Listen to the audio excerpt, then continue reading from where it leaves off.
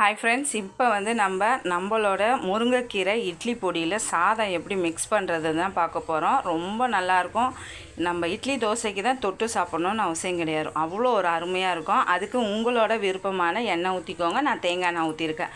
கடுகு, கடலப்பருப்பு, உளுத்தம்பருப்பு, ஒரு காஞ்ச மிளகா, கருவேப்பிலையை அப்படியே கொஞ்சமாக ஃப்ரை பண்ணி எடுத்துகிட்டு ஒரு கை வேர்க்கடலையை சேர்த்து ஒரு 5 நிமிஷம் வதக்கிட்டு ஆற வச்சுருங்க.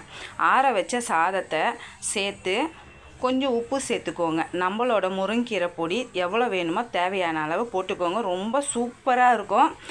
ரொம்ப இம்யூனிட்டி பவர் அதிகமாக இருக்குது முருங்கீரையில். தேவைப்படுறவங்க ஸ்க்ரீனில் தெரிகிற வாட்ஸ்அப் நம்பருக்கு மெசேஜ் பண்ணி வாங்கிக்கோங்க. நம்மக்கிட்ட முருங்கீரை பொடி மட்டும் இல்லை, தூதுவளை, முடக்கத்தான், பிரண்டை, அதுக்கப்புறம் கொள்ளு பொடி, எள்ளு பொடி, பூண்டு பொடி, வெள்ளை அரைக்கீரை பொடி, கருவேப்பிலை பொடி இருக்குது. ரொம்ப ஈஸியாக காலையில் ஒரு சாதத்தை மட்டும் வடித்து டக்குன்னு நம்ம மிக்ஸ் பண்ணி எடுத்துகிட்டு போகிறதுக்கு ஈஸியாக இருக்கும்.